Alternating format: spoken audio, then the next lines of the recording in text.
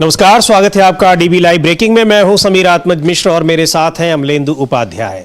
महाराष्ट्र में निकाय चुनाव के नतीजे आ गए हैं। भारतीय जनता पार्टी और शिवसेना यानी एकनाथ शिंदे की शिवसेना, उनको बम्पर जीत हासिल हुई है। हालांकि बम्पर जीत तो भारतीय जनता पार्टी को ही हासिल हुई है, लेकिन गठबंधन टूट गया था पहले ही, पर इस जीत को लेकर भी कई सवाल उठ रहे हैं। शिवसेना ने भी जो बीएमसी है यानी बृहन मुंबई म्यूनिसिपल कॉरपोरेशन, उसमें उसको नुकसान तो हुआ है, हारी तो है, लेकिन उसने जबरदस्त मौजूदगी अपनी दर्ज कराई है। और हार के पीछे किन जयचंद का नाम लिया जा रहा है वो भी बताएंगे, जो शिवसेना के नेता कह रहे हैं क्यों हारी है। यहां तमाम जो चुनाव आयोग पर सवाल उठ रहे हैं, उनके अलावा पार्टी के भीतर भी किस तरीके से भीतरघात हुआ है उसकी चर्चा भी हो रही है। और इधर राहुल गांधी इंदौर पहुंच रहे हैं। वहीं इंदौर, जहां पर गंदा पानी पीने से कई लोगों की जान चली गई थी, राहुल गांधी को रोकने की कोशिश हो रही है, जिसको लेकर राजनीति भी हो रही है। सवाल उठ रहे हैं सरकार के फैसले पर कि आखिर वहां क्यों नहीं जाने दिया जा रहा है। लेकिन राहुल गांधी इंदौर पहुंच चुके हैं और वहां पर भगीरथपुरा भी जाएंगे, जहां ये पानी पीने से कई सारे लोगों की जान चली गई थी।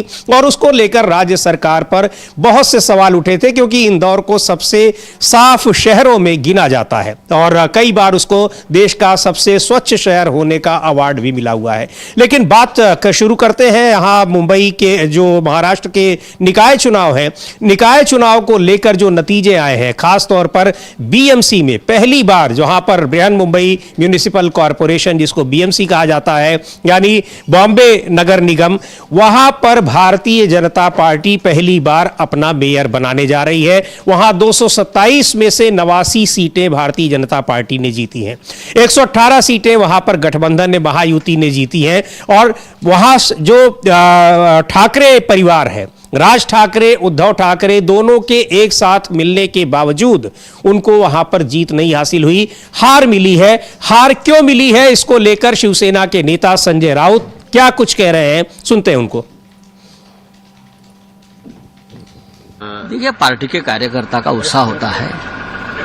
वो राज्य के मुख्यमंत्री है, मुख्यमंत्री होने के नाते अमर्याद अनलिमिटेड पावर होती है, पुलिस होते हैं उनके हाथ में, और भी लोग, और भी ताकत होती है, पैसा होता है, सब कुछ होता है। तो अगर दूसरा कोई मुख्यमंत्री होता तो भी यही रिजल्ट आते। सबसे बड़ी लड़ाई मुंबई की हो गई। ये नहीं मानना चाहिए कि मुंबई में बीजेपी जीती है, मामला बराबरी में आया है। एक तरफ हमने देखा कि कांटे की टक्कर हुई है, दूसरी तरफ जो सीटें हैं उस पर भी कहीं ना कहीं निराशा देखने को मिली है। नहीं, मनसे को थोड़ी सीटें कम हुई, ज़्यादा 15 तक मिलनी चाहिए थी लगता है मुझे। हमारे 10 से 12-15 सीटें बहुत कम मार्जिन से हार गए। लेकिन महापालिका के सदन में, कॉरपोरेशन के सदन में, बीएमसी के सदन में अपोजिशन की ताकत सत्ताधारी के बराबरी में है। हमारे 105 लोग अंदर है। क्या करेंगे ये लोग? मुंबई का सौदा नहीं कर सकते। हम है वहाँ, बैठे हैं वहाँ, हमारी जान भी चली जाए तो भी हमें ठेकेदारों का राज खत्म कर देंगे। एक तरफ महायुति, दूसरी तरफ आपने ट्वीट करके कहा है कि जो जयचंद है, उन्होंने अगर उनका साथ नहीं दिया होता बीजेपी का, तो ये जो परिस्थिति है ये हमें देखने को नहीं मिलती। जयचंद, देखिए, जयचंद पैदा करके ही बीजेपी जीतती है ना, नहीं तो बीजेपी की क्या ताकत है? हर स्टेट में, हर शहर में, हर पार्टी को तोड़कर जयचंद पैदा करके ये लोग चुनाव जीतते हैं। उनकी ताकत क्या है? ये जीरो के बराबर है ये लोग। मुख्यमंत्री ने कुर्बानी दी है, ऐसा लग रहा है आपको? उप मुख्यमंत्री की क्या ताकत है? जब तक सत्ता में बैठे हैं तब तक उनको लोग सलाम करेंगे, नहीं तो उनके गाड़ी पर जूते फेंकेंगे लोग। Thank you. तो वहां पर शिवसेना हारी नहीं है, हारी जरूर है, लेकिन उसकी मजबूत उपस्थिति वहां पर है, यानी विपक्ष मजबूत स्थिति में है, कह रहे हैं संजय राउत। 105 खास तौर पर अगर मुंबई के खिलाफ कोई वहां फैसला होगा, और ये फैसला क्या होगा, ये विधानसभा चुनाव में भी अमलेंदु जी समझ में आ रहा था। खास तौर पर वहां जो धारावी का इलाका है, उसको किस तरीके से प्रधानमंत्री नरेंद्र मोदी के खास लोगों को, अडानी को देने की कोशिशें चल रही हैं। तो ये बिल्कुल स्पष्ट तौर पर कह रहे हैं संजय राउत राउत कि ये लड़ाई अभी खत्म नहीं हुई है, लड़ाई अब शुरू हुई है और वहां पर विपक्ष कमजोर स्थिति में नहीं है। बीजेपी भले ही वहां अपना मेयर बनाने जा रही है लेकिन कमजोर कतई नहीं है। 118 अगर वो है तो 105 की संख्या वो विपक्ष की गठबंधन की भी है। हाँ, विपक्ष गठबंधन की 105 बता रहे हैं और 105 में शिवसेना, यूबीटी, मनसे और कांग्रेस शामिल। तो ये जो है कुल मिलाकर 105 वहाँ हैं। तो ये बताने जा रहे हैं, मतलब बता रहे हैं संजय राउत। और इसके साथ साथ संजय राउत ने एक पोस्टर जारी करते हुए लिखा था, समीर जी, एक ट्वीट किया था, उसको लेकर काफी ज्यादा बवाल मचा हुआ, बहुत मिर्चें भी लोगों को लगी हुई हैं। ये ट्वीट है, आप बता सकते हैं क्या? हालांकि कह भी रहे हैं संजय राउत कि यहां पर जयचंद अगर नहीं होते तो ये नहीं जीतना होती। संजय राउत का ये पोस्टर जो आप देख रहे हैं स्क्रीन पर, और उसमें लिखा है उन्होंने कि अगर एकनाथ शिंदे शिवसेना का जयचंद नहीं बनते तो मुंबई में बीजेपी का मेयर कभी नहीं बनता।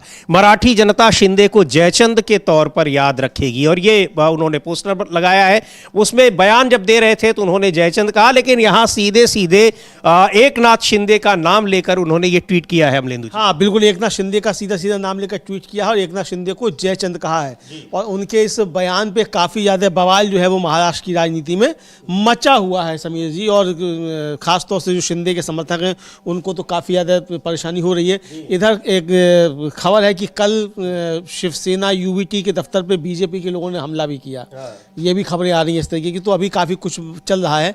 लेकिन जो संजय राउत कह रहे हैं, संजय राउत जो कह रहे हैं वैसी ही बात जो है समीर जी, वो शिवसेना, यूबीटी का जो ऑफिशियल ट्विटर हैंडल है वो भी कह रहा है। और बाला साहब ठाकरे का एक पोस्टर ट्वीट करते हुए और मराठी में उन्होंने एक लाइन लिखी है, मुझे लगता है कि वो दिखा दिया जाए, अपने दर्शकों को बता दिया जाए कि क्या लिखा। वो शिवसेना का जो आधिकारिक ट्विटर हैंडल है उससे ट्वीट किया गया है। ये बाला साहब ठाकरे की तस्वीर है, ये उसमें लिखा, मराठी में लिखा हुआ है। इसका मतलब है ये लड़ाई अभी खत्म नहीं हुई है, ये तब तक जारी रहेगी जब तक मराठी लोगों को वो सम्मान नहीं मिल जाता जिसके वे हकदार हैं। यही बात कह रहे हैं संजय राउत। और ये भी अमलेंदु जी बहुत ही महत्वपूर्ण बात है, कल से ही इसकी चर्चा हो रही है।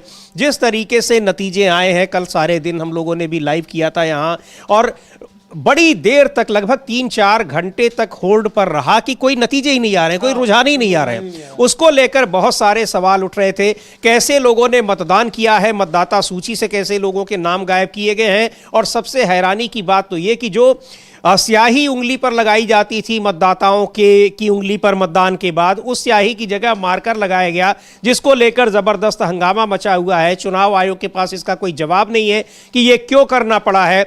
इन सब के बावजूद अगर विपक्ष वहां पर 105 सीटें जीतने में कामयाब रहा तो ये अपने आप में बड़ी एक महत्वपूर्ण बात है। और कहा यह जा रहा है कि इसमें तो ये चुनाव आयोग की अक्षमता का एक तरीके से ये है, चूंकि आजकल चुनाव आयोग की क्षमता इसी से पहचानी जा रही है कि वो भारतीय जनता पार्टी को कितनी बड़ी जीत दिला सकता है।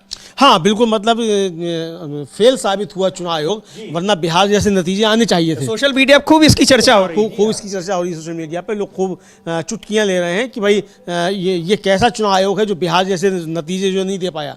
तो इसको लेकर हो रही है। तो यानी ये हालांकि बीएमसी में भारतीय जनता पार्टी को भी 89 सीटें मिली हैं। हाँ। और बिहार विधानसभा में भी 89 सीटें मिली हैं। तो ये कुछ हो सकता है कुछ आंकड़ा इस तरीके से सेट हुआ हो। अब ये भी सेट, मतलब आंकड़ों की बात है तो भाई आंकड़े जो सेट होंगे उस हिसाब से आएगा। लेकिन बहरहाल जो भी है, लेकिन ये नाकामी जो है वो चुनाव आयोग की समझी जा रही है कि बीजेपी को इतनी बड़ी जीत जो है वो नहीं दिला पाया। इसको लेकर बीजेपी, मतलब चुनाव आयोग की काफी ज्यादा निंदा हो रही है कि भाई बीजेपी के लिए ढंग से काम नहीं कर पाया। और कांग्रेस पार्टी ने इसको लेकर जो वहां पर जिस तरीके से चुनाव के दौरान, मतदान के दौरान वहां पर तमाम एक दिखाई पड़ी थी चुनाव आयोग को लेकर जो सवाल उठे थे, उस पर कांग्रेस के प्रवक्ता उदित राज ने एक बयान दिया है। बहुत सारे उन्होंने सवाल उठाए हैं और सीधे सीधे चुनाव आयोग पर निशाना साधा है। सुनते हैं क्या कहा है उदित राज ने महाराष्ट्र में जो निकाय चुनाव के परिणाम आए हैं उसे लेकर। बेईमानी हुई है, बड़े स्तर पर बेईमानी हुई है। इंक का जो खेल है सामने समझ में आया है। संजय राउत जी ने अभी आरोप लगाया है कि वोट शिवसेना को पड़ रहा था और छप रहा था कमल का फूल। और यही नहीं, सैकड़ों, दर्जनों, सैकड़ों, लाखों, हजारों लोग सड़क पर यह कहते हुए नज़र आए जब कल वोट देने गए कि उनका नाम तो वेबसाइट में भी था, वोटर लिस्ट में पहले था, वोट देते आए, लेकिन जब वहाँ गए मौके पर तो उनका वोटर लिस्ट में नाम ही नहीं था। एक जगह से दूसरे जगह भेजा गया, वहाँ भी नहीं ऐसा हुआ। कभी ऐसा मुंबई में नहीं हुआ था या महाराष्ट्र में नहीं हुआ था। वो तो चुनाव के पहले ही जब नामांकन का दौर चल रहा था तभी लगभग 70 लोग निर्विरोध हो गए थे। क्या कभी निर्विरोध होता है? एकाध तो अपवाद कभी होता था, और जो नहीं बैठने को तैयार थे उनको डरवाया गया, पैसा दिया गया। तो सीधे तौर पर कह रहे हैं उदित राज, कांग्रेस पार्टी के प्रवक्ता, की बेईमानी हुई है चुनाव में, और चुनाव किस तरीके से वहां पर पहले से ही ये तय कर लिया गया कि किसको चुनाव जिताना है, किसको नहीं जिताना है। बहुत सारे लोगों के नाम मतदाता सूची में गायब थे। जब मतदान जब हो रहा था अमलेंदु जी 15 तारीख को, सोशल मीडिया में कितने सारे लोग ट्वीट कर रहे थे कि उनका क्या, उनके सोसाइटी में रहने वाले दर्जनों लोगों का नाम गायब है। हाँ, वो प्रीति सोमपुरा एक पत्रकार हैं, वो गई वोट डालने के लिए, मालूम पड़ा उनका वोट गायब है और वेबसाइट पे मौजूद है। और ये बताया कि उनकी सोसाइटी में जो है 40 लोगों में से 32 के नाम गायब थे। 40 में से 32 के नाम गायब जी। तो इस तरह की चीज़ सब सामने आई। सियाई को लेकर खूब आया ही। अब सियाई को लेकर अपना चुनाव आयोग का अपना दावा है कि हम इस पर जांच करेंगे और ये शरारतपूर्ण काम तो नहीं है, किसी ने शरारत करने के लिए तो ऐसा नहीं किया है। भाई, आप मार्कर का आपने प्रयोग किया क्यों? जो स्याही थी आपने उसके इस्तेमाल क्यों नहीं किया जो होती है चुनाव के लिए? सवाल तो इस पर निश्चित तौर पर उठेंगे। लेकिन बहरहाल वो उनकी अपनी सफाई है चुनाव आयोग की। लेकिन कहा यही जा रहा है, उद्धव ठाकरे का भी साफ तौर पर यही कहना है और बाकी विपक्ष का भी साफ तौर पर यही कहना है कि ये मार्कर का इस्तेमाल किया ही इसीलिए गया ताकि बीजेपी को वहां जीत दिलवाई जा सके। जी बिल्कुल, वहां पर बीजेपी के लिए काम कर रहा है, ये आरोप एक बार फिर विपक्ष की तरफ से आ रहा है, और बहुत ही पुख्ता सबूतों के साथ। और न केवल विपक्ष की ओर से बल्कि तमाम आम मतदाता ये आरोप लगा रहे हैं कि वहां किस तरीके से नाम वेबसाइट में होने के बावजूद वहां जब वो मतदान करने के लिए गए तो उनका नाम मतदाता सूची में नहीं था, वो वोट नहीं डाल पाए। लेकिन इस हार जीत के खेल में एक और पार्टी की काफी चर्चा हो रही है, और उस पार्टी की चर्चा बिहार में विधानसभा चुनाव के दौरान भी हुई थी, और AIMIM यानी असदुद्दीन ओवैसी की पार्टी की। और असदुद्दीन ओवैसी की पार्टी ने BMC में भी सीटें जीती हैं और कई दूसरे नगर निगमों में भी जीती हैं, और एक बेहतर प्रदर्शन उसका रहा है। कैसे रहा है, क्या कुछ रहा है, ओवैसी से सुनते हैं, और इसको वो अपनी पार्टी की एक बड़ी उपलब्धि बता रहे हैं। हालांकि इसको लेकर कई दूसरी राजनीतिक चर्चाएं भी हो रही हैं, उस पर भी हम लोग बात करेंगे। पहले सुन लेते हैं असदुद्दीन ओवैसी क्या कह रहे हैं। यकीनन मैं शुक्रिया अदा करना चाहूंगा अल्लाह सुब्हाना व तआला का कि महाराष्ट्र में मजलिस-ए-इत्तेहादुल मुस्लिमीन पार्टी के 125 कॉरपोरेटर्स कामयाब हुए। मैं शुक्रिया अदा करना चाहूंगा महाराष्ट्र की आवाम का कि उन्होंने बढ़ चढ़कर अपने वोट का इस्तेमाल किया, और मैं शुक्रिया अदा करना चाहूंगा उन तमाम वोटर्स का जिन्होंने MIM पार्टी के कैंडिडेट्स को अपने वोट से, अपनी दुआओं से नवाजा और हमको इस कामयाबी से हमकिनार किया। मैं शुक्रिया अदा करना चाहूंगा महाराष्ट्र के हमारे प्रेसिडेंट इम्तियाज जलील साहब का, और वेस्टर्न महाराष्ट्र के जिम्मेदार का, और हमारे वाइस प्रेसिडेंट यूसुफ पुंजानी साहब का, MIM पार्टी के तमाम मेंबर्स का, प्राइमरी ब्रांच के प्रेसिडेंट्स का, और कि उन्होंने बड़ी मेहनत की। मैं शुक्रिया अदा करना चाहूंगा बिहार प्रदेश के हमारे अध्यक्ष अख्तर ईमान साहब का, हमारे स्पोक्स पर्सन आदिल हसन साहब जो मेरे बाजू बैठे हैं, जो आकर कैंपेन किए। और मैं शुक्रिया अदा करना चाहूंगा तेलंगाना के MIM पार्टी के फ्लोर लीडर अकबरुद्दीन ओवैसी साहब का, अहमद बलाला साहब का, जनाब कौसर मोहिउद्दीन साहब का, मुबीन साहब का, और रहमत साहब MLC का, रियाजुल हसन अफंदी MLC का, और जितने हैदराबाद से MIM पार्टी के कॉरपोरेटर्स, एक्स कॉरपोरेट। तो बड़ी उनको जीत हासिल हुई है बीएमसी के चुनाव में भी और दूसरे निकाय नगरों दूसरे शहरों के में भी वहाँ पर उनकी पार्टी की जीत हासिल हुई है। काफ़ी चर्चा है और जाहिर सी बात है कि असदुद्दीन ओवैसी उसको अपनी उपलब्धि बता रहे हैं। और दूसरी ओर बिहार के बाद ये यहाँ पर निकाय चुनाव में महाराष्ट्र में ये जीत हासिल होना उपलब्धि है, लेकिन इसके दूसरे राजनीतिक मायने भी निकाले जा रहे हैं। और एक बार फिर ये कहा जा रहा है कि भारतीय जनता पार्टी का भी बड़ा रोल है। बहुत सारे लोगों को तो धन्यवाद ओवैसी दे रहे हैं, लेकिन सोशल मीडिया में लोग AIMIM की जीत के लिए भारतीय जनता पार्टी को भी धन्यवाद दे रहे हैं। तमाम लोग ऐसे हैं। हाँ, तमाम लोग इसके लिए शुक्रिया अदा कर रहे हैं मोदी जी का। थैंक यू मोदी जी, ओवैसी साहब को इतनी सीटें आई ये कह रहे हैं। और 125 कॉरपोरेटर उनके जीते हैं कुल मिलाकर पूरे महाराष्ट्र में, ये उन्होंने बताया है कि 125 जीते हैं। और बधाइयों का सिलसिला जो चल रहा है ओवैसी साहब को भी, ओवैसी साहब भी दे रहे हैं। और तमाम लोग जो है ओवैसी साहब की जीत के लिए बीजेपी को, मोदी जी को भी थैंक यू मोदी जी बोल रहे हैं, समीर जी। लेकिन ठीक है, जब राजनीति है, हर किसी को चुनाव लड़ने का अपना अधिकार है। लेकिन वो जो जहाँ गए थे, गफ्फार का क्या सत्तार का बेटा गफ्फार हारेगा, जहाँ कहने गए थे, वहाँ वो गफ्फार जो है वो पूरे अपने पैनल के साथ जीत कर आ गया है। वहाँ ओवैसी साहब की नहीं चल पाई है जी।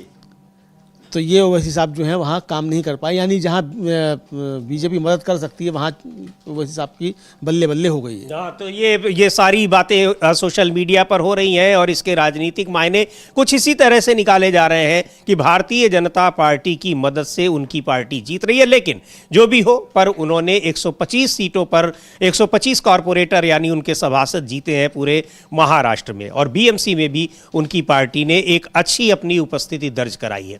खैर, अब इन चुनाव के जो नतीजे आए हैं, बहुत सारे सवाल उठ रहे हैं चुनाव आयोग की भूमिका पर, किस तरह से उसको लेकर कांग्रेस के नेता दिग्विजय सिंह ने भी कुछ कहा है। हालांकि उन्होंने कहा है कि हम लोग इसकी समीक्षा करेंगे, लेकिन जो सवाल हैं वो चुनाव आयोग की तरफ उंगलियां उठ रही हैं और उसके बहुत सारे उदाहरण। उंगली क्यों निशाना चुनाव आयोग की तरफ है कि चुनाव आयोग किस तरीके से काम कर, ये सीधे सीधे वो आरोप लगा रहे हैं दिग्विजय सिंह।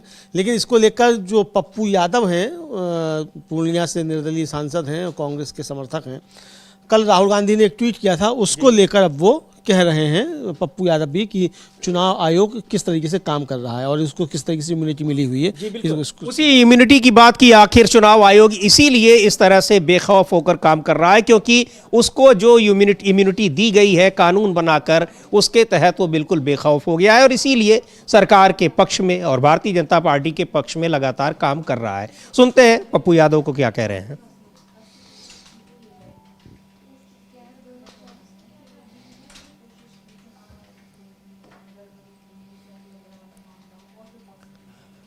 तो पप्पू यादव को हम सुनते हैं, लेकिन जिस तरीके से ये चुनाव आयोग के ऊपर लगातार उंगलियां उठ रही हैं वो एक बहुत ही गंभीर मसला बना हुआ है। लगातार उस पर चर्चाएं हो रही हैं और एक के बाद एक नए नए तरीके दिखाई पड़ रहे हैं कि चुनाव आयोग क्या कुछ कर रहा है। खासतौर पर जो म्यूनिसिपल कॉरपोरेशन के चुनाव हुए यहाँ पर 15 तारीख को महाराष्ट्र में, वहाँ स्याही खत्म हो जाना या स्याही का इस्तेमाल न करना, खत्म हो जाना तो नहीं कहेंगे क्योंकि ये बात किसी ने नहीं कही है, लेकिन उसकी जगह मार्कर लगाना जिसको जाकर आप तुरंत धो लीजिए और आकर फिर वोट दे दीजिए। तो अमलेंदु जी, ये तो बिल्कुल सीधे तौर पर जो विपक्ष कह रहा है कि लोकतंत्र की हत्या हो रही है, तो ये दिखाई पड़ रहा है। हाँ, बिल्कुल ये दिखाई पड़ रहा है और इन आरोपों के जवाब भी चुनाव आयोग के पास कोई नहीं है।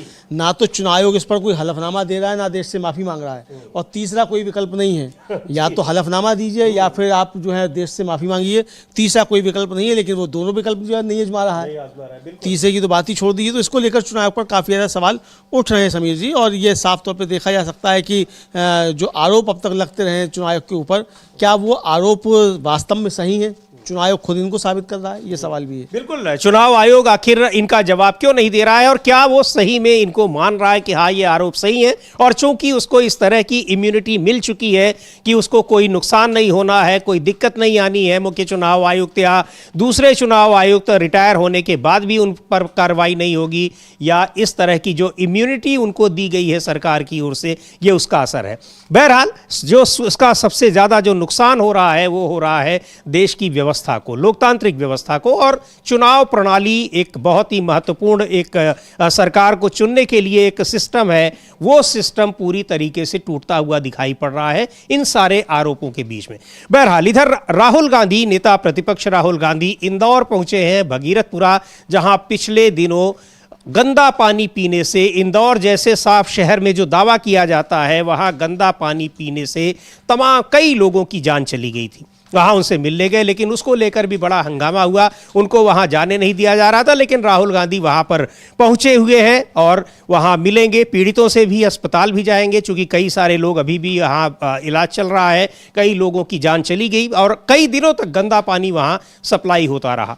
उसके बाद ये पता लगा कि देश के तमाम शहरों में गंदे पानी की सप्लाई हो रही है, कोई ध्यान नहीं दिया जा रहा है। यहाँ तक कि जिस भगीरथपुरा में इतने लोगों की जान चली गई, वहाँ भी काफ़ी दिनों से उसकी शिकायत हो रही थी। वो वहाँ के स्थानीय सभासद और बीजेपी के तमाम नेता ही कह रहे थे, बहुत चर्चा में रहा। लेकिन अब वहाँ जब राहुल गांधी पीड़ितों से मिलने जा रहे हैं, उनको मिलने नहीं दिया जा रहा है। तो उस वक्त भी जो लोग, राजनीतिक दलों के लोग उनसे मिलने जा रहे थे, सिंपैथी जताने जा रहे थे, तब भी रोका गया। और बीजेपी की सरकारों में ये बहुत आम बात है कि विपक्षी नेताओं को पीड़ितों से नहीं मिलने दिया जाता। अभी पिछले दिनों उत्तर प्रदेश में भी हम लोग देखे और कई बार देख चुके हैं। हाँ बिल्कुल, ये कई बार हो चुका है कि उनको मिलने नहीं दिया था।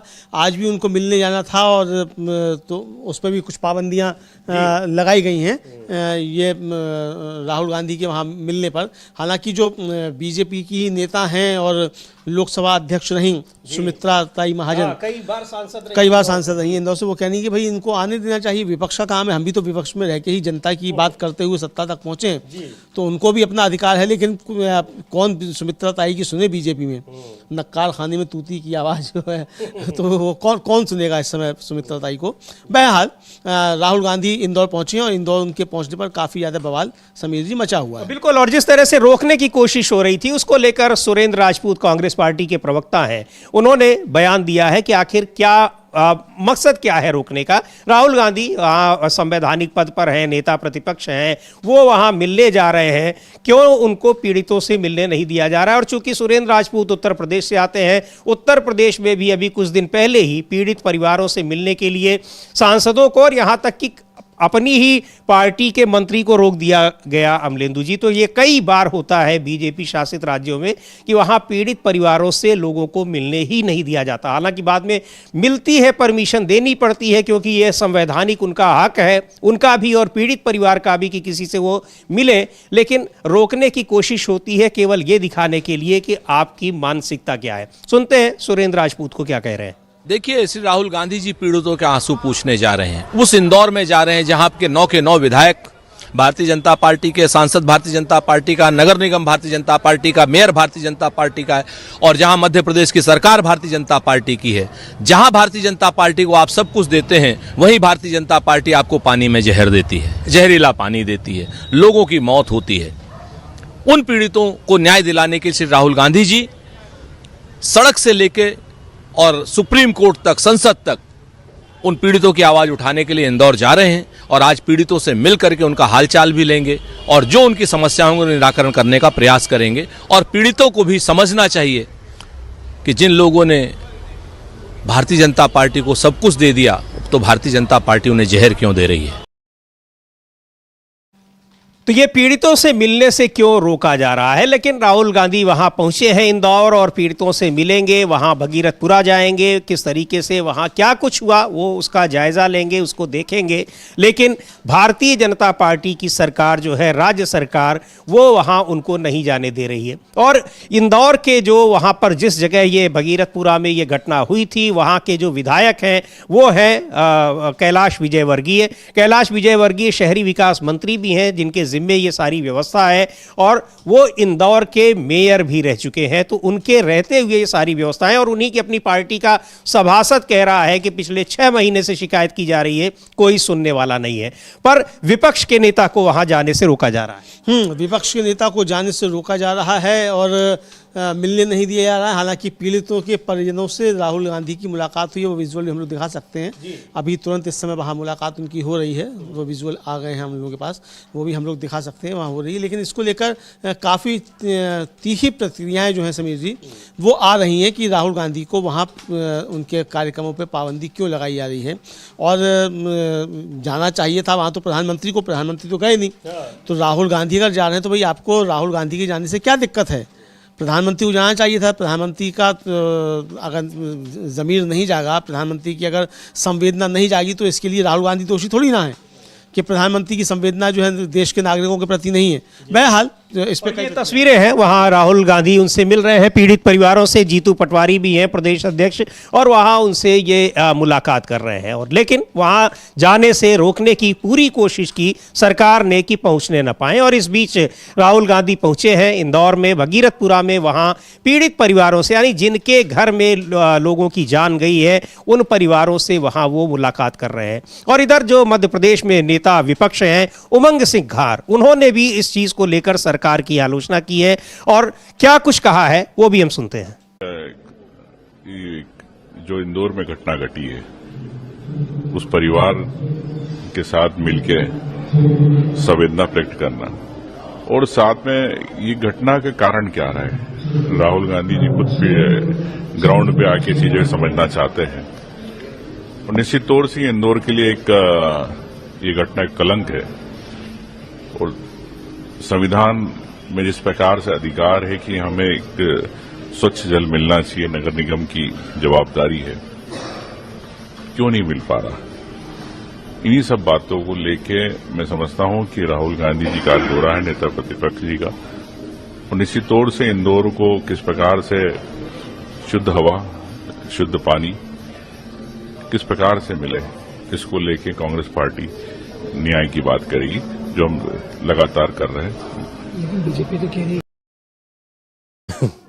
तो वहाँ उमंग सिंघार थे, नेता प्रतिपक्ष। और ये जो तस्वीर आप देख रहे हैं अभी थोड़ी देर पहले की, वहाँ मुलाकात कर रहे हैं भगीरथपुरा में, इंदौर के भगीरथपुरा में, जहाँ गंदा पानी पीने से लोगों की जान चली गई थी। और ये वो पीड़ित परिवार हैं जिनसे राहुल गांधी मुलाकात कर रहे हैं। उनके साथ कांग्रेस के मध्य प्रदेश के अध्यक्ष जीतू पटवारी भी हैं, और जीतू पटवारी ने क्या कुछ कहा है उसको भी सुनते हैं। तो ये मुलाकातों की ये तस्वीर है। लेकिन राहुल गांधी को वहां जाने से रोकने की पूरी कोशिश सरकार ने की, लेकिन उन कोशिशों को लेकर जिस तरह की प्रतिक्रियाएं आई, तो आखिरकार सरकार को मजबूर होना पड़ा अनुमति देने के लिए। और यहां तक कि जैसा बताया अमलेंदु जी ने कि सुमित्रा महाजन, जो लंबे समय तक इंदौर की सांसद रही भारतीय जनता पार्टी की, बाद में स्पीकर भी रही, मेयर भी वहां पर रही, उन्होंने भी इसको लेकर कहा, आपत्ति जताई कि आखिर राहुल गांधी को क्यों रोका जा रहा है। बहरहाल जीतू पटवारी को सुनते हैं क्या कहा उन्होंने। इंदौर का दौरा है, किस तरह का ये दौरा रहेगा? ऐसा है कि 25-24 लोगों की मौत हो गई जहरीले पानी से। मध्य प्रदेश की सरकार, मध्य प्रदेश का मंत्रिमंडल, हमारे स्वयं मुख्यमंत्री आरोप प्रत्यारोप की राजनीति करते हैं। 25 साल की सरकार है, 25 साल की नगर निगम है, 30 साल 35 साल का सांसद है, एक गिलास शुद्ध जल नहीं दे सके और मौतें हुई। और उस वेदना को अगर ये समझ नहीं सकते हैं तो राहुल जी समझेंगे। और मैं समझता हूँ शोक संवेदनाएं व्यक्त करने, और जैसा भारतवर्ष में नरेंद्र मोदी के नए भारत में पीने का पानी नहीं दे सके, उसका तो देश में सवाल होने चाहिए। तो बहुत गंभीर सवाल है कि साफ पानी नहीं मिल रहा है लोगों को, और देश में सबसे साफ शहर होने का दावा किया जाता है, वहाँ पानी पीने से लोग मर रहे हैं। और जब उन पीड़ितों के पास लोग जा रहे हैं संवेदना प्रकट करने, तो उनको जाने से रोका जा रहा है। हाँ बिल्कुल, उनको संवेदना प्रकट करने जा रहे हैं तो उनको संवेदना प्रकट करने से रोका जा रहा है, आम जनता से मुलाकात करने से रोका जा रहा है, ताकि और बातें खुलकर सामने न आने पाए कि वहाँ क्या क्या गड़बड़ियाँ हैं पीने के पानी को लेकर। इससे रोकने की कोशिश हो रही है। ये राहुल गांधी को रोकने की जो कोशिश है, ये कांग्रेस के तमाम नेता इसको लेकर आरोप लगा रहे हैं समीर जी। भूपेश बघेल जो छत्तीसगढ़ के पूर्व मुख्यमंत्री हैं और कांग्रेस के नेता हैं, उन्होंने भी राहुल गांधी की इस भगीरथपुरा के दौरे को लेकर अपनी बात कही है। जी बिल्कुल, सुन लेते हैं क्या कह रहे हैं भूपेश बघेल, छत्तीसगढ़ के मुख्यमंत्री रह चुके हैं, और क्यों रोक रही है सरकार, इस पर उन्होंने भी सवाल उठाया। करेंगे किस तरह से इस विजिट को आप देखते हैं और जिस तरह से गंदे पानी से लोगों की मृत्यु हो जाना, क्योंकि दिल्ली में प्रदूषण समस्या बनी हुई है, कैसे आप देखते हैं? पहली बात तो यह है कि इंदौर सबसे स्वच्छ शहर के नाम से अनेक बार पूरे देश भर में उन्होंने इनाम लिया है भारत सरकार से, लेकिन दिया तले अंधेरा। जहां सबसे स्वच्छ शहर का इनाम लिया, वहीं सबसे गंदा पानी पिलाने का भी रिकॉर्ड इंदौर के नाम आ गया है। और इंदौर जैसे बहुत सुंदर शहर को बदनाम करने का काम भारतीय जनता पार्टी ने किया, और उसमें दर्जनों लोग बीमार पड़े, कितने लोगों की जानें चली गई। और ऐसे दुख की घड़ी में वहाँ के जो मंत्री हैं हास्यास्पद बयान देते रहे हैं, वो बेहद निंदनीय हैं। बल्कि वो तो जले में नमक छिड़कने जैसा था वहाँ के मंत्रियों और सरकार के लोगों का जो रवैया है। ऐसे समय में राहुल जी का वहाँ जाना और पीड़ित परिवारों के साथ दुख साझा करना निश्चित रूप से एक मानवीय पहलू है। और राहुल गांधी जी अक्सर हमेशा जो पीड़ित व्यक्ति हैं, परिवार हैं, समाज है, उसके साथ खड़े होते हैं। असम की तो ये वहाँ पर पीड़ित परिवारों से मिलने जाने क्यों रोका जा रहा है, ये सवाल उठा रहे हैं। लेकिन सवाल सरकार पर है कि क्या सरकार लोगों को साफ पानी नहीं दे सकती है। पेयजल के लिए इतनी बड़ी योजना सरकार चला रही है, बड़े बड़े दावे करती है, लेकिन उस आम लोगों को वहाँ पर पीने का साफ पानी नहीं मिल रहा है, पानी पीकर लोग मर रहे हैं। ये बड़ा सवाल है। सवाल सरकार पर कई तरीके के हैं, न केवल बीजेपी की राज्य सरकारों पर बल्कि केंद्र सरकार पर भी। कांग्रेस पार्टी ने एक लंबा चौड़ा ट्वीट किया है और किस तरीके से सरकार की विदेश नीति को लेकर घेरा है सरकार को, और सरकार की विदेश नीति पर कई सवाल उठाए हैं और पूछा है कि आखिर इनका जवाब क्यों नहीं दिया जाता है। कई सारे मसले हैं, उनमें एक नया मसला भी आया है, लेकिन कांग्रेस की इस ट्वीट को देखते हैं जिनमें कई सवाल पूछे गए हैं सरकार से, और देखते हैं उनका जवाब मिलता है या नहीं मिलता है। लेकिन सवाल पूछना विपक्ष का काम है, वो काम किया है कांग्रेस पार्टी ने। लिखा है कि नरेंद्र मोदी की विदेश नीति पूरी तरह फ्लॉप हो चुकी है। अब अमेरिका और पाकिस्तान के सैनिक एक साथ ट्रेनिंग ले रहे हैं, वो भी पाकिस्तान में। इस एक्सरसाइज का नाम है इंस्पायर्ड गैबिट रखा गया है। मोदी के अमेरिका जाने के कुछ महीनों बाद ही अमेरिका के सैन्य अधिकारी कह रहे थे पाकिस्तान हमारा खास सहयोगी है। ट्रंप बार बार भारतीयों के हत्यारे फील्ड मार्शल असीम मुनीर की तारीफ करते रहते हैं और अब पाकिस्तान के साथ सैनिक ट्रेनिंग, अमेरिका के सैनिक ट्रेनिंग ले रहे हैं। सवाल है, खुद को विश्व गुरु बताने वाले मोदी चुप क्यों हैं? आंखों से लेजर वाली रील बनवाने वाले एस जयशंकर कहां गायब हैं? कूदकर आगे आगे फोटो खिंचवाने का क्या फायदा हुआ? आगे बढ़कर गले लगने, बिना बात के हंसने का क्या फायदा हुआ? आखिर विश्व पटल पर भारत अलग थलग क्यों हो गया है? ये कई सारे सवाल उठ रहे हैं। और अब अमेरिका और पाकिस्तान एक ज्वाइंट एक्सरसाइज, मिलिट्री एक्सरसाइज कर रहे हैं, वो भी पाकिस्तान में। चीन पाकिस्तान के साथ ऑपरेशन सिंदूर के दौरान खड़ा ही रहा, उसके साथ में रहा। भारत की विदेश नीति किधर जा रही है, कैसे संचालित हो रही है, ये बड़े सवाल उठ रहे हैं। और सवाल ये भी उठ रहे हैं कि क्या भारत की विदेश नीति अमेरिका के हिसाब से चल रही है, डोनाल्ड ट्रंप के हस्तक्षेप से चल रही है? हाँ, बिल्कुल ये सवाल उठ रहे हैं कि क्या डोनाल्ड ट्रंप ही अब भारत की विदेश नीति तय कर रहे हैं। चूंकि समीर जी, खबरें ये भी आ रही हैं कि जो ईरान में चाबहार पोर्ट था, उस पर लगभग $180 मिलियन का जो है खर्च करने के बाद भारत वहाँ से बाहर हो रहा है। और चूंकि वो अमेरिका ने 120 मिलियन, चूंकि भारत उस पर जो टैरिफ लगाए हैं ईरान के साथ व्यापार करने पर, और ट्रंप के दबाव के आगे भारत वहाँ से बाहर हो रहा है। हालांकि अभी पुष्ट खबरें नहीं है, उसका कहना है जो हमारा विदेश मंत्रालय है कि हम इस पर नज़र रखे हुए हैं और हम संपर्क में हैं अमेरिका के। तो अमेरिका के संपर्क में 26 अप्रैल तक का समय है, आपको बाहर हो जाना पड़ेगा, फिर समय है। तो मतलब आप संपर्क में, तो यही है कि भाई माफ़ कर दो, क्या ये कह रहे हैं आप संपर्क में हैं? तो स्पष्ट वो भी बयान नहीं है कि हम वहाँ काम करेंगे कि नहीं करेंगे। या तो कहना चाहिए था कि जो तुम्हें करना कर लो, हम तो वहाँ करेंगे, हमने वहाँ निवेश किया है, तो आप इतना बड़ा निवेश वहाँ छोड़कर वहाँ से चले आएंगे ट्रंप दादा के कहने से। My dear friend Donald Trump के कहने से आप वहाँ $120 मिलियन का निवेश जो है वो छोड़कर चले आएंगे। बिल्कुल, $120 मिलियन यानी कि लगभग 1100 करोड़ रुपए वहां पर खर्च किए हैं भारत सरकार ने। और भारत के लिए स्ट्रेटेजिक पॉइंट ऑफ व्यू से बहुत ही महत्वपूर्ण है, क्योंकि आप मिडिल से जो सेंट्रल एशिया है, उसके बाद यूरोप है, वहां बिना पाकिस्तान गए वहां आप जा सकते हैं। कई सारे उसके फायदे खुद प्रधानमंत्री नरेंद्र मोदी ने गिनाए थे जब इस कॉन्ट्रैक्ट पर हस्ताक्षर हुए थे। लेकिन अब वहां से खबरें आ रही हैं कि भारत अपने हाथ खींच रहा है, यानी पीछे हट रहा है। पीछे हटेगा, जाहिर सी बात है आपको ये पैसे तो वापस मिलेंगे नहीं। और ये सब क्यों हो रहा है? ये कहा जा रहा है कि ये अमेरिका के दबाव में हो रहा है। इसको लेकर कांग्रेस की प्रवक्ता है सुप्रिया श्रीनेत, उन्होंने कई सवाल उठाए हैं और पूछा है कि आखिर सरकार इसका जवाब दे कि क्या ये सही है, और अगर ऐसा है तो ये क्यों किया जा रहा है, किसके दबाव में किया जा रहा है। उधर रूस से तेल खरीदना भारत ने वैसे ही कम कर दिया है, क्योंकि वहां भी अमेरिका का दबाव था। तो ये अमेरिका के दबाव में इस तरह से देश के हित के फैसले क्यों लिए जा रहे हैं, जिससे देश का नुकसान हो रहा है। सुनते हैं सुप्रिया श्रीनेत को क्या कह रही हैं।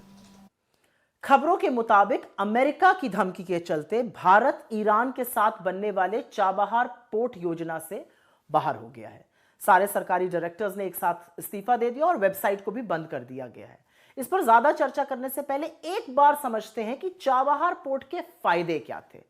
सबसे पहले तो भारत पाकिस्तान को बाईपास करके अफगानिस्तान और सेंट्रल एशिया के देशों तक सीधे पहुंच सकता था। यह पाकिस्तान और चीन का जो अलायंस बन रहा है उसके खिलाफ एक स्ट्रेटेजिक कदम होता और चाबहार भविष्य में एनर्जी के लिए, ऊर्जा के लिए एक सुरक्षित, एक सेफ मार्ग प्रदान कर सकता था। इसमें भारत ने $120 मिलियन का निवेश किया है, करीब 1100 करोड़ रुपए। तो वो पैसे तो गए ही, फायदे भी खत्म हो गए। जब चाबहार पोर्ट का अग्रीमेंट हुआ था तो प्रधानमंत्री मोदी ने कहा था कि ये इकोनॉमी से जुड़ा हुआ एक बहुत बड़ा कदम है। उन्होंने इसे अपनी बड़ी सफलता बताया था। तो अब कुछ सवाल तो उठेंगे ही। यकाएक ऐसा क्या बदला कि हम प्रोजेक्ट से ही बाहर हो गए? ये कौन सा खौफ है अमेरिका का? हम इतना नतमस्तक क्यों हुए जा रहे हैं अमेरिका के सामने? इसका क्या मतलब है? और एक बड़ी बात, हम अपने राष्ट्रहित को ताक पर रखकर अमेरिका की जी हजूरी क्यों कर रहे हैं? लेकिन सबसे बड़ा सवाल आज भी वही है कि भारत, ये देश, हमारी सरकार चला रही है या हमारा नीति निर्धारण ट्रंप मोदी जी को आदेश देकर कर रहे हैं? ये सारी बातें बहुत बड़े सवाल खड़ा करती हैं और सवाल फिर से पूछा जाएगा, हम चाबहार पोर्ट प्रोजेक्ट से बाहर क्यों हुए? इतना पैसा बर्बाद क्यों हम कर रहे हैं? जो सारे फायदे मिलते अब वो हमें नहीं मिलेंगे और हम अमेरिका के इशारों पर उनको खुश करने के लिए हर काम क्यों करते हैं?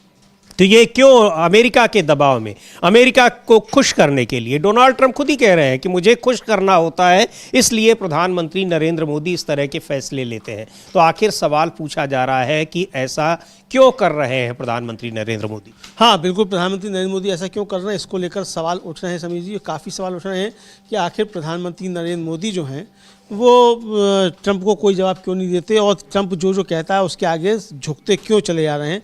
ये साफ तौर पर कहा जा रहा है, इसको लेकर सवाल उठ रहे हैं। प्रधानमंत्री खामोश हैं, पूरी तरीके से खामोश हैं और प्रधानमंत्री इस पर कोई बात नहीं कर रहे हैं कि ट्रंप के दबाव जिस तरीके से पड़ रहे हैं। ट्रंप 70 बार तो कह चुके कि हाँ ये ऑपरेशन सिंदूर रुकवाया उन्होंने, तो ये वो कह रहे हैं, लेकिन मोदी जी की तरफ से जो इस पर कोई जवाब नहीं आ पा रहा है। लेकिन जो ये जो अभी इसको कांग्रेस ने जो ट्वीट किया समीर जी, पाकिस्तान के साथ जो अमेरिका का चल रहा है सैन्य गठबंधन, उसको लेकर जयराम रमेश ने भी एक और ट्वीट किया है। और जयराम रमेश ने क्या क्या लिखा है वो भी आप बता सकते हैं। जी बिल्कुल, जयराम रमेश लिख रहे हैं कि खुद को विश्वगुरु बताने और शेखी बघारने वाली डिप्लोमेसी को एक और झटका लगा है। अमेरिकी सेंट्रल कमांड ने अभी अभी एक बयान जारी किया है जिसमें कहा गया है कि अमेरिका और पाकिस्तानी सेना के जवानों ने इंस्पायर्ड गैम्बल नाम का संयुक्त प्रशिक्षण अभ्यास पूरा कर लिया है। जून 2025 में तत्कालीन अमेरिकी सेंट्रल कमांड के प्रमुख जनरल माइकल कुरिल्ला ने पाकिस्तान को आतंकवाद रोधी लड़ाई में शानदार पार्टनर बताया था। राष्ट्रपति ट्रंप स्वयं भी फील्ड मार्शल असीम मुनीर के प्रति अपनी मुखर प्रशंसा बार बार व्यक्त कर चुके हैं, जिनके भड़काऊ और सांप्रदायिक रूप से उकसाने वाले बयानों की तत्काल पृष्ठभूमि में ही 22 अप्रैल 2025 को पहलगाम में पाकिस्तान प्रायोजित आतंकी हमले हुए थे। ठीक कल ही राष्ट्रपति ट्रंप ने दोहराया कि उन्होंने 10 मई 2025 को ऑपरेशन सिंदूर को रुकवाने के लिए हस्तक्षेप किया था और कई बार कह चुके हैं, लगभग 70 बार ये बात कह चुके हैं, लेकिन प्रधानमंत्री की ओर से उसका कोई जवाब नहीं दिया जाता है। इसके अलावा भी ट्रंप कई बार ये कह चुके हैं, प्रधानमंत्री नरेंद्र मोदी पर सीधे आक्षेप लगा चुके हैं। उन्होंने तो यहां तक कह दिया कि प्रधानमंत्री नरेंद्र मोदी हमसे मिलने के लिए रिक्वेस्ट कर रहे थे। इन सब बातों पर, इन सब आरोपों पर प्रधानमंत्री खामोश क्यों रहते हैं? और सबसे बड़ी बात यह कि अमेरिका के दबाव में अगर ऐसे फैसले लिए जा रहे हैं जिससे भारत को नुकसान हो रहा है, तो उसके लिए वो जवाबदेही, वो जिम्मेदारी किस पर है? हाँ, बिल्कुल सही बात है कि ये जवाबदेही आखिर किसकी है? अगर भारत का नुकसान हो रहा है आपकी डोनाल्ड ट्रंप से दोस्ती की वजह से, तो इसकी जिम्मेदारी फिर आपको लेनी पड़ेगी। आप उससे बचकर तो नहीं निकल सकते। और चाबहार पोर्ट से अगर आप बाहर आ रहे हैं तो उसकी जवाबदेही भी आपकी होगी। अब अगर अमेरिका जो है पाकिस्तान के साथ मिलकर जो है वो कर रहा है समझौता जो है इनके साथ, पाकिस्तान के साथ, तो ये किसकी कमजोरी कही जाएगी? ये साफ तौर पे कमजोरी जो है भारत सरकार की, प्रधानमंत्री नरेंद्र मोदी की कही जाएगी। भारत सरकार तो काम तब करे जब मोदी जी भारत सरकार को काम करने दें। क्योंकि मोदी सरकार है तो मोदी सरकार खुद काम की जाती, भारत सरकार को तो काम करने नहीं देती मोदी सरकार। तो मोदी जी इसकी जिम्मेदारी लें इस सब की, अपनी रणनीति की। भाई आपकी दोस्ती जो है वो नवाज शरीफ से भी है और आपकी दोस्ती डोनाल्ड ट्रंप से भी है ना। और उसके बाद फिर यहाँ जो है वो पहलगाम भी हो जाता है और सब कुछ हो जाता है। उसके बाद जो है ऑपरेशन सिंदूर करना पड़ता है, वो भी आप जो है कहते हैं कि हमने रोक दिया। हम ऑपरेशन सिंदूर कर रही है भारतीय सेना और उसके रोकने का ऐलान करते हैं ट्रंप करते हैं। पहले ट्रंप करते हैं, उसके बाद फिर यहाँ घोषणा की जाती है। तो इसको लेकर सवाल उठ रहे हैं और हमारे सैन्य अधिकारी जो है वो कह रहे हैं कि पॉलिटिकल जो लीडरशिप थी उसने घुटने टेक दिए, वरना सेना तो और आगे बढ़ने। चीफ ने तो कहा कि आर्मी भी तैयार बैठी हुई, आर्मी भी तैयार बैठी हुई थी। तो अगर आर्मी भी तैयार बैठी हुई थी तो उसको रोका किसने? आर्मी को। जाहिर सी बात है कि आर्मी अपने आप तो कोई फैसला लेगी नहीं। बिल्कुल, जो पॉलिटिकल नेतृत्व है वही फैसला लेगा। तो पॉलिटिकल नेतृत्व ने फैसला नहीं लिया और इसीलिए हमारी सेना को नुकसान हुआ, ये आरोप भी लग रहे हैं। जी बिल्कुल, आरोप लग रहे हैं सरकार की तमाम नीतियों को लेकर और विदेश नीति पर खास तौर पर किस तरीके से वो एक विफल विदेश नीति का नमूना है, ये बार बार कांग्रेस पार्टी की ओर से कहा जा रहा है। लेकिन इधर जो चुनावी नतीजे हैं वो सरकार के पक्ष में आ रहे हैं और ये कहा जा रहा है कि इसके पीछे चुनाव आयोग है। एक संजय राउत ने थोड़ी देर पहले एक और बयान दिया है, वो भी हम सुनते हैं। उसमें बहुत बड़े आरोप उन्होंने लगाए हैं।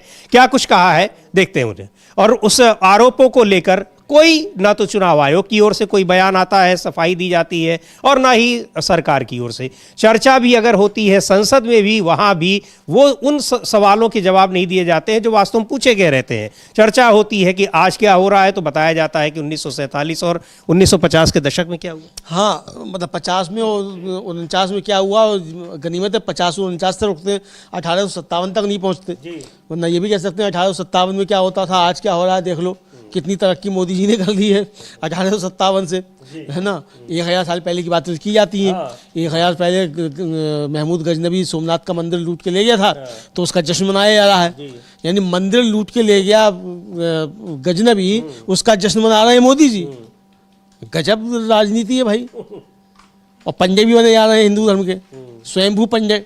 कोई माने या ना माने, लेकिन मोदी जी पंडा बने जा रहे हैं, लगा के ललाट पे जो है वो त्रिपुंज लगाकर, और पतंग में हनुमान जी को उड़ाए दे रहे हैं। खैर, सुन लेते हैं क्या कह रहे हैं संजय राउत। बहुत गंभीर उन्होंने आरोप लगाए हैं, इसलिए जरूरी है उनकी बातों को सुनना, क्या कुछ कह रहे हैं। और सवाल यह है कि इन सब बातों पर चुनाव आयोग खामोश क्यों है? तो उसका जवाब पप्पू यादव ने दिया है और जवाब उसका यह है कि उनको इस तरह की इम्यूनिटी मिली है कानून से कि उनके खिलाफ आगे कुछ होगा नहीं। लेकिन राहुल गांधी कई बार ये कह चुके हैं कि कोई भी जो अगर गलत काम करेगा, संविधान के खिलाफ काम करेगा, तो सरकार बदलेगी, तो उसको उसका नतीजा, उसका दंड भुगतना पड़ेगा। बहरहाल पहले संजय राउत को सुनते हैं क्या कह रहे हैं।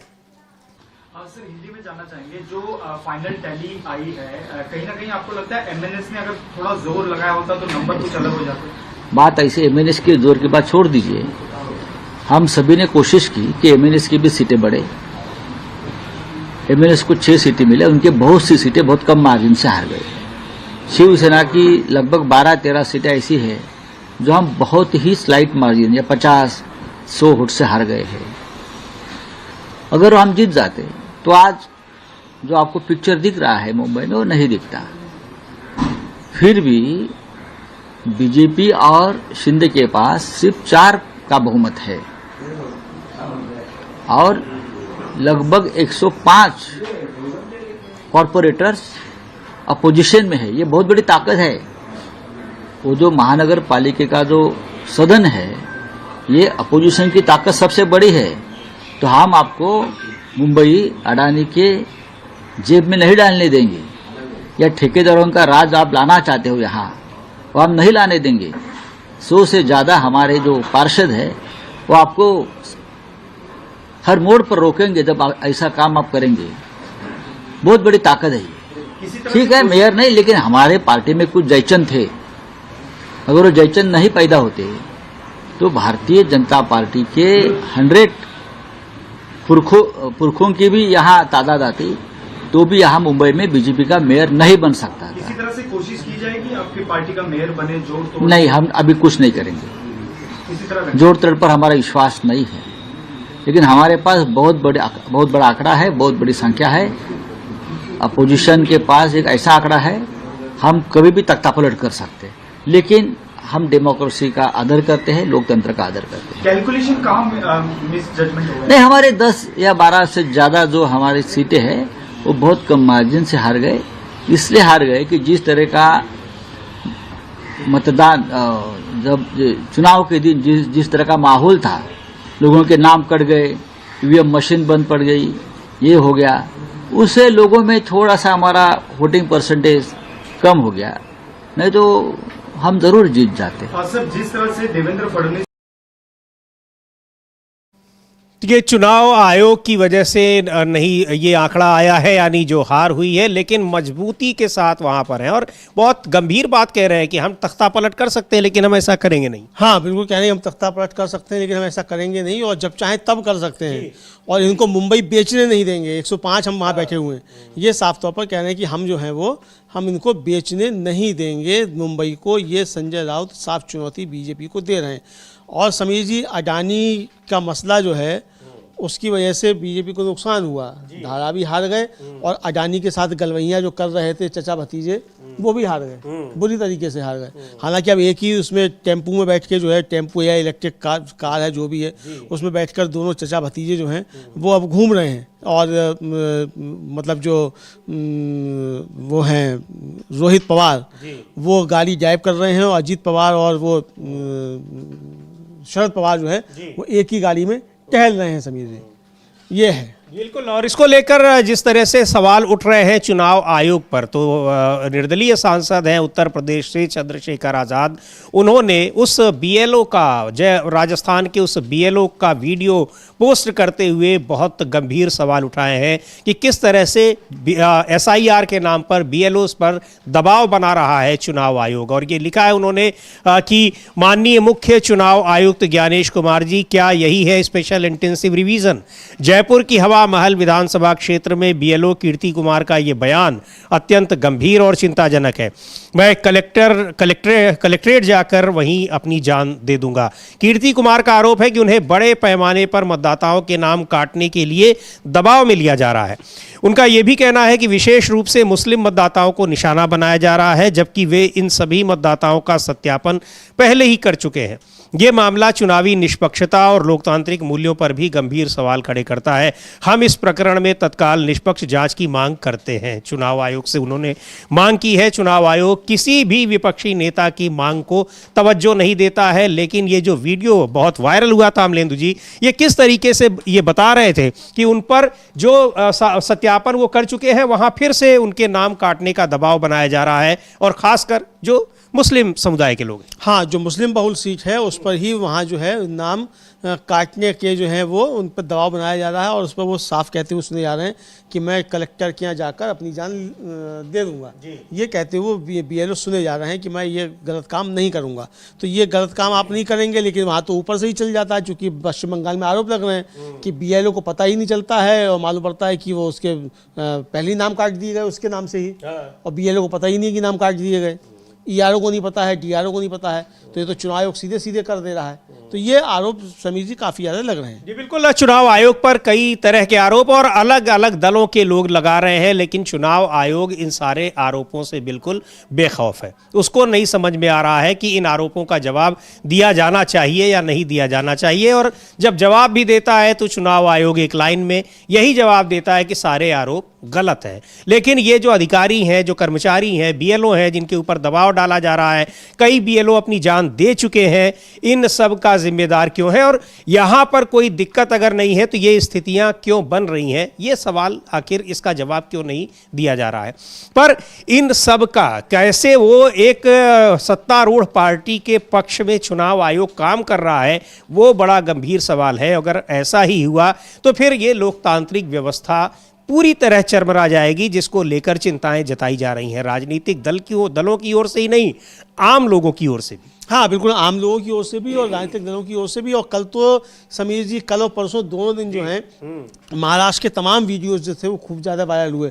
कल हम लोगों ने चर्चा भी की थी जब हम लोग नतीजे बता रहे थे कि कैसे एक व्यक्ति जेल में है और उसका आकर वोट डाल दिया गया, और एक मराठी चैनल जो है वो सबूतों के साथ दिखा रहा है, उसको लाइव कर रहा है कि देखिए ये व्यक्ति है, ये जेल में है और इसका वोट यहाँ डाला गया है। तो इस तरीके से कितना हुआ कि कितने वोट डाल दिए गए। दूसरा ये कि जो वैध मतदाता थे उनको उनके वोट नहीं मिल रहे थे। कल धनंजय कुमार सीनियर जर्नलिस्ट हैं, मुंबई से हम लोगों के साथ जुड़े हुए थे न्यूज़ पॉइंट में।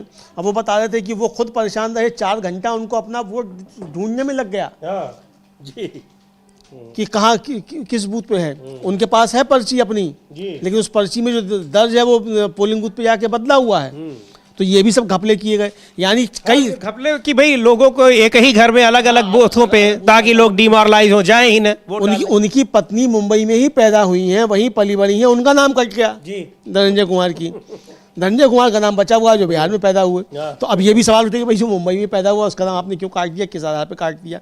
तो ऐसे बहुत सारे मामले जो हैं वो सामने आए, जो विपक्ष आरोप लगा रहा है, तो ये आरोप कहीं ना कहीं सच साबित होते हुए नजर आते हैं। जी बिल्कुल, ये आरोप सही साबित होते दिखाई पड़ रहे हैं, क्योंकि ये चीज़ें केवल ऐसा नहीं कि राजनीतिक पार्टियां उससे जुड़े लोग कर रहे हैं, तमाम पत्रकार कर रहे हैं, आम लोग कर रहे हैं, और ये सोशल मीडिया पर वीडियो बनाकर लोग डाल रहे हैं। इसीलिए डाल रहे हैं, चुनाव आयोग को टैग कर रहे हैं कि शायद चुनाव आयोग देख ले, समझ ले, जान जाए, लेकिन चुनाव आयोग के ऊपर कोई फर्क नहीं पड़ता है, क्योंकि बीजेपी के नेताओं की ओर से कोई शिकायत नहीं आ रही है अमलेंदु जी। हाँ, बीजेपी के सहयोगियों की ओर से, शिवसेना जो एकनाथ शिंदे गुट का है उसके मंत्री की ओर से शिकायत आ रही है। मंत्री कह रहे हैं कि वहां काउंटिंग सेंटर पर उनके कार्यकर्ताओं को पुलिस पीट रही है, लेकिन बीजेपी की ओर से शिकायत नहीं आ रही है। तो चुनाव आयोग को लगता है कि फिर कोई संज्ञान लेने की आवश्यकता नहीं। हाँ बिल्कुल, चुनाव आयोग को लगता है कि फिर कोई संज्ञान लेने की आवश्यकता नहीं है, चूंकि बीजेपी जो है वो तो साथ में खड़ी हुई है चुनाव आयोग के, और ये विपक्ष लगातार बात करता है कि भाई आरोप लगाओ, कुछ सवाल पूछो चुनाव आयोग से, सामने आ जाती है बीजेपी। अब ये भी जो है बड़ा सवाल समीर जी उठाया जाता है। कांग्रेस की प्रवक्ता हैं डॉक्टर शमा मोहम्मद, और उन्होंने समीर जी एक ट्वीट किया एक अखबार की खबर जो है लेकर के, और जो जिस पर सवाल जो पप्पू यादव कह रहे थे कि इम्यूनिटी दे दी गई है, और राहुल गांधी ने उस पर सवाल उठाया था, सुप्रीम कोर्ट ने भी उसको लेकर जो है वो नोटिस इशू किए हैं। उन्होंने एक ट्वीट किया है, एक अंग्रेजी अखबार की खबर जो है उसको पोस्ट करते हुए, अंग्रेजी में ट्वीट है, अपनी टीम से कहेंगे वो ट्वीट दिखाएं और आप हिंदी में अगर उसे बताएंगे। बिल्कुल, उसका ट्वीट को हम यहाँ देख सकते हैं। शमा मोहम्मद कांग्रेस की नेता हैं, वो लिख रही हैं कि यहाँ तक, वही अखबार की कटिंग को प्रोटेक्ट करते हुए, कि यहाँ तक कि पूर्व चुनाव आयुक्त अशोक लवासा ने भी कहा है कि सीईसी यानी चीफ इलेक्शन कमिश्नर और ईसीज चुनाव आयुक्तों को दी गई कानूनी छूट नहीं होनी चाहिए। ये नहीं भूलना चाहिए कि बीजेपी और नरेंद्र मोदी सरकार ने 150 विपक्षी सांसदों को सस्पेंड करने के बाद सीईसी और ईसीज को पूरी सुरक्षा देने वाला कानून बदल दिया था।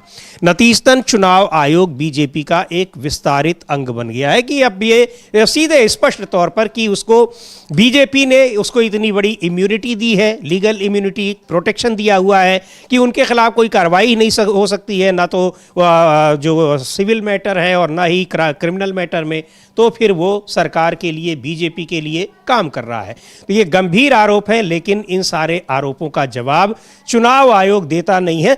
ज़रूरत नहीं महसूस करता है कि इनका जवाब दिया भी जाना चाहिए। ये वही डॉक्टर शमा मोहम्मद का ट्वीट है और अखबार, अंग्रेज़ी अखबार की कटिंग उन्होंने जो उसमें छपा हुआ है वो दिया है। इनकी जो पूर्व मुख्य चुनाव आयुक्त हैं अमलेंदु जी, हम लोग चुनाव आयुक्त हैं अशोक लवासा, कई बार उनकी चर्चा हुई है, उन्होंने लेख लिखे हैं और कई पूर्व चुनाव आयुक्तों ने, मुख्य चुनाव आयुक्त ने इस तरह के लेख लिखे हुए हैं। चुनावी प्रक्रिया पर जिस तरह से विपक्ष सवाल उठा रहा है और लोग सवाल उठा रहे हैं वो लोग भी उठाते हैं। हाँ। लेकिन मौजूदा चुनाव आयोग कहता है कि वो न्यू इलेक्शन कमीशन है। हाँ, न्यू इलेक्शन कमीशन है, इसलिए वो जो चाहेगा सो करेगा। ये कहता भी है कि जो चाहेगा सो करेगा जी। मतलब न्यू इलेक्शन कमीशन है, इसलिए वो जो कहेगा, मतलब जो चाहेगा सो करेगा, वो करता है और कर भी रहा है। ऐसा नहीं कि सिर्फ कहता ही है, बल्कि कर भी रहा है। जो मन में आ रहा है उसके वही कर रहा है। ना कानून की बात सुन रहा है, ना विपक्ष की बात सुन रहा है, ना सुप्रीम कोर्ट की बात सुन रहा है। बहरहाल आज समीर जी, एक 10 साल पहले एक बड़ी घटना हुई थी आंध्र प्रदेश में। रोहित वेमुला नाम के एक व्यक्ति जो थे, मतलब शोध करता थे, उन्होंने अपनी जान ले ली थी जातिगत तिरस्कार से तंग आकर। उसको लेकर राहुल गांधी ने आज एक उस घटना को याद करते हुए ट्वीट किया है। वो ट्वीट भी हम लोग देख सकते हैं और आप बता सकते हैं कि राहुल गांधी जी बिल्कुल। और ट्वीट राहुल गांधी ने रोहित वेमुला को लेकर किया है कि आज रोहित वेमुला को गए 10 साल हो गए, लेकिन रोहित का सवाल आज भी हमारे सीने में धड़क रहा है। क्या इस देश में सपने देखने का हक सबको बराबर है? रोहित पढ़ना चाहता था, लिखना चाहता था, विज्ञान, समाज और इंसानियत को समझकर इस मुल्क को बेहतर बनाना चाहता था, लेकिन इस व्यवस्था को एक दलित का आगे बढ़ना मंजूर नहीं था। काफ़ी लंबा ट्वीट है और उन्होंने लिखा है कि ये लड़ाई सिर्फ संसद की नहीं है, ये लड़ाई हम सब लोगों की है। और इसको लेकर ये उस समय, उस दौरान जिस समय ये 10 साल पहले की जो ये घटना के है, इसको लेकर देश भर में काफ़ी आंदोलन हुए थे, काफ़ी चर्चाएं हुई थी कि कैसे जातिगत जो एक विद्वेष है उसकी वजह से रोहित वेमुला को अपनी जान देनी पड़ी। हाँ बिल्कुल, रोहित वेमुला को अपनी जान देनी पड़ी थी जातिगत विद्वेष है उसके चलते। और उसमें वहाँ के एक बीजेपी नेता का भी इसमें नाम आया, विद्यार्थी परिषद से जुड़े कुछ लोगों का नाम आया, और जो उस समय केंद्रीय शिक्षा मंत्री थी उनके ऊपर भी काफ़ी ज़्यादा गंभीर आरोप लगे थे कि किस तरीके से बचाया जा रहा है, मामले को दबाया जा रहा है। और काफ़ी बड़ा एक आंदोलन भी उस समय खड़ा हुआ था। और इसको ट्वीट करते हुए आखिर में राहुल गांधी ने लिखा है, उनका है कि दलित युवाओं आवाज़ उठाओ, संगठन बनाओ, एक दूसरे के साथ खड़े रहो, मांग करो, रोहित वेमुला एक्ट अभी लागू करो, एंटी डिस्क्रिमिनेशन कानून अभी चाहिए। कर्नाटक और तेलंगाना में कांग्रेस की सरकारें इस कानून को जल्द से जल्द लागू करने की प्रक्रिया में है। हम एक ऐसा भारत चाहते हैं जो न्यायपूर्ण, मानवीय और सम्मान हो, जहां किसी दलित छात्र को अपने सपनों की कीमत अपनी जान से ना चुकानी पड़े। रोहित, तुम्हारी लड़ाई हमारी जिम्मेदारी है। जी बिल्कुल, उन्होंने याद किया है रोहित वेमुला को 10 साल हो गए उस घटना को, लेकिन उस पर अभी ये मांग ही चल रही है कि इस तरह के डिस्क्रिमिनेशन न होने पाए जिसकी वजह से लोगों को अपनी जान तक देनी पड़े, उसके खिलाफ कानून बनाया जाए। और कहा है राहुल गांधी ने कि कांग्रेस पार्टी की सरकारें जहां हैं वहां पर यह कानून जल्दी ही बनाया जाएगा। बहरहाल इधर जब राहुल गांधी इंदौर पहुंचे हैं, सरकार ने उनको रोकने की तमाम कोशिशें की, लेकिन वो नहीं रुके। भगीरथपुरा में, भगीरथपुरा से जो तस्वीरें आ रही हैं वहां अभी आपने देखा कि वो पीड़ित परिवारों से उन्होंने मुलाकात की और उस इलाके में पैदल उन्होंने भ्रमण किया, लोगों से मिले, आम जनता से मिले और जानने की कोशिश की कि क्या कुछ यहां पर हुआ था। ये वो तस्वीरें हैं, विजुअल्स हैं, जिसमें राहुल गांधी वहां आम जनता से मिल रहे हैं और उनसे बातचीत कर रहे हैं इस घटना के बारे में जहां कई लोगों की जान चली गई। जीतू पटवारी कह रहे हैं कि 30 से ज्यादा लोगों की जान गई। हालांकि आधिकारिक आंकड़ों में 17-18 लोग बताए गए। हाँ, आधिकारिक आंकड़ों में 17-18 बताए गए हैं, लेकिन वो तो 300 के आसपास, 30 के आसपास बता रहे हैं। और हो सकता है कि मिलने से इसीलिए रोका जा रहा हो राहुल गांधी को आम लोगों से, कि सारी बातें सामने ना आ जाएं कितने लोगों की जान गई है। एक खबर भी आई थी कि जो ऑफिशियली जितने बताए गए हैं उससे ज़्यादा को मुआवजा दिया गया है।